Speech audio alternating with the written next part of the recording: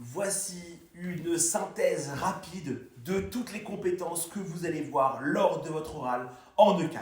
C21.1, préparer les outils de vente. Ce seront tous les outils nécessaires à la préparation de votre prospection. Vous n'allez jamais au combat sans armes. La veille, l'étude de la communication, le cap son casse afin d'anticiper les affinités de vos clients.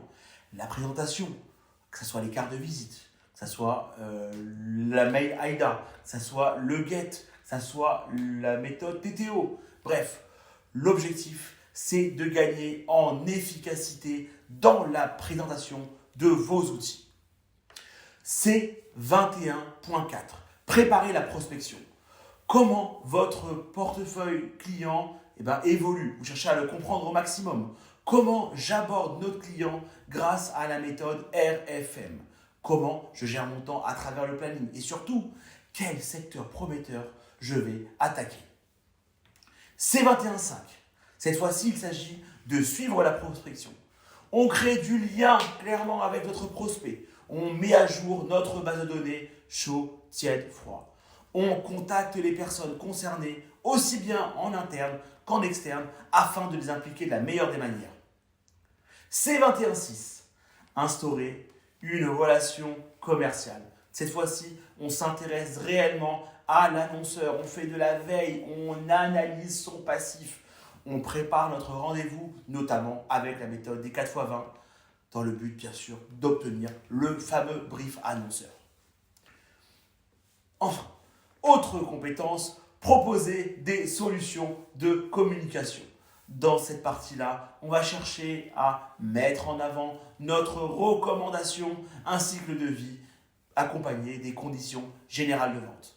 C21.9, préparer la négociation.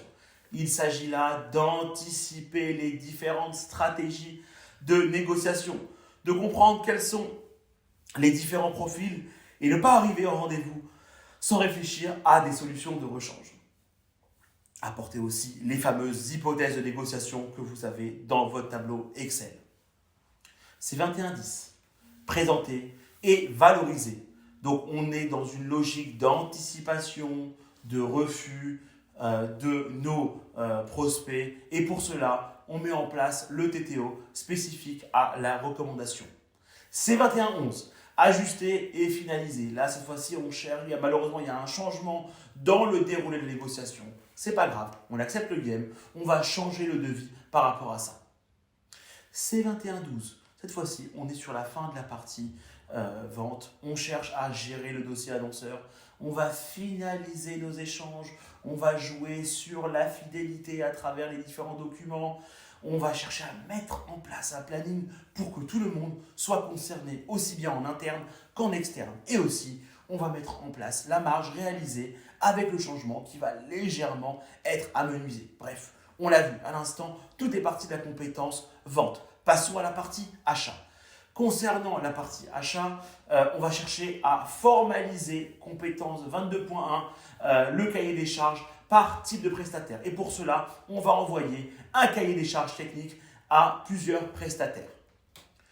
Toujours dans la partie achat, on va chercher à choisir les différents prestataires. Pour cela, on a obtenu à la suite de notre cahier des charges plusieurs devis de nos prestataires et on va établir un scoring pondéré afin de comparer et de savoir quel est le prestat qui va obtenir la meilleure note avec laquelle on va travailler. Dernière compétence et pas la moindre, C22.3, négocier l'achat de prestataires.